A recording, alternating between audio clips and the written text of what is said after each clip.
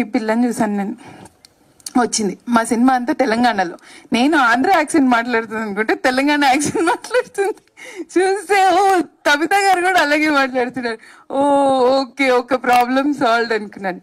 Next నేను audition చేద్దాం అనుకుంటుంటే తను స్కూల్లో ఏదో పొద్దున్న ముందు రోజు జరిగిన కథ ఏదో చెప్తుంది.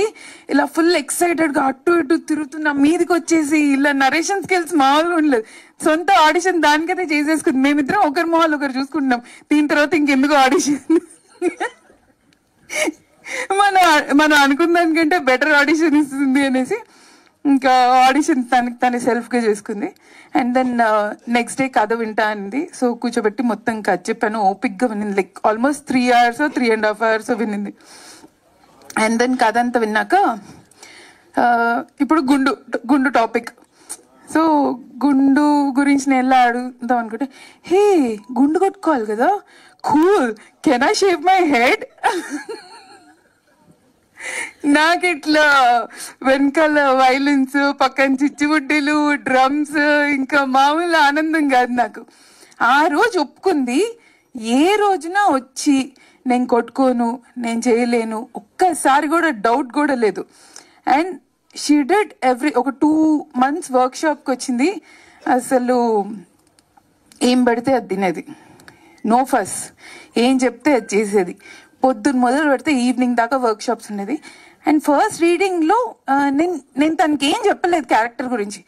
తను ఈ క్యారెక్టర్ని ఎలా చదువుతుందో చూద్దాము, ఎలా ఇంటర్ప్రిట్ చేస్తుందో చూద్దామంటే, ఈ క్యారెక్టర్ని నా మైండ్లో ఉన్నదానికంటే అట్లీస్ట్ ఒక 100 సార్లు బెటర్గా ఇంటర్ప్రిట్ చేసింది.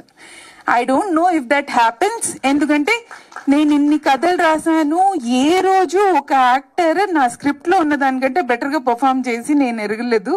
ఇదైతే నేను ఖచ్చితంగా చెప్తున్నాను.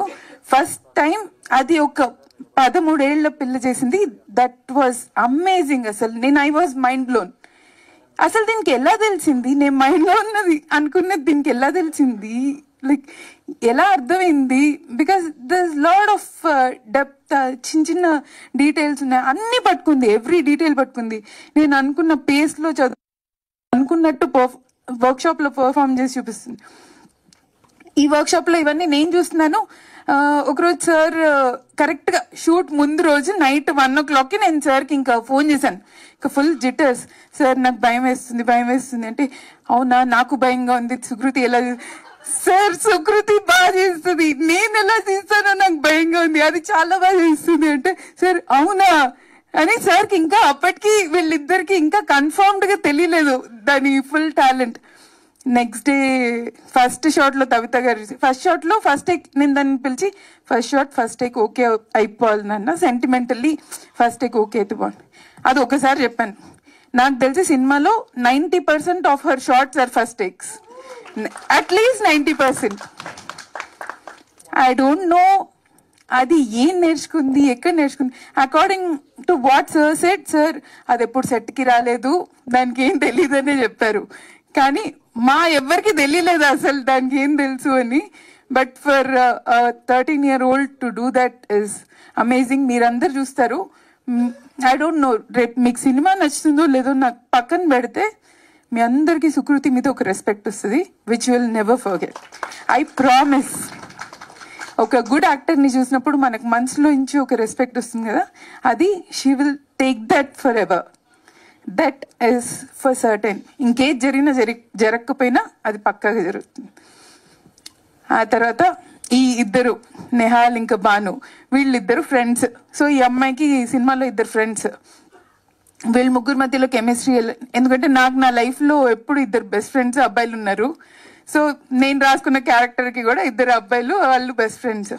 వీళ్ళ ముగ్గురు మధ్యలో కెమిస్ట్రీ ఎలా ఉంటుంది అనుకుంటే, వీళ్ళు షార్ట్ తర్వాత కూడా ముగ్గురు కలిసి ఇలా హాయిగా షాప్కి వెళ్ళి చిప్స్ కొనుక్కొని తిరుగుతూ, ఊర్లో ఎక్కడ పడితే అక్కడ తిరుగుతూ, వీళ్ళు మామూలుగా ఎంజాయ్ చేయలేదు. వీళ్ళు ముగ్గురు ఇప్పుడే కలిసారు అంటే ఎవరు నమ్మేవాళ్ళు కాదు. ఆల్రెడీ నేను ఫ్రెండ్స్ని వెతుక్కొని క్యాష్ చేశాను అనుకున్నారు చాలా మంది. సో దట్ వాజ్, అది ఇంకో అదృష్టం. సో నాకు ఇలా అదృష్టాల మీద అదృష్టాలు జరిగాయి ఈ సినిమాతో. నెక్స్ట్ తబిత గారు. బేసిక్లీ మా బడ్జెట్ చాలా చిన్నది. సార్ ఏమో మమ్మల్ని ఒక్కరోజు కూడా డబ్బులు ఉన్నాయా, క్యారవాన్ ఉందా, ఏ హోటల్లో ఏమీ అడగలేదు. ధైర్యంగా ఇలా వైఫ్ ని కూతుర్ని పంపించారు. నేనేదో పల్లెటూరులో షూట్ చేస్తున్నాను.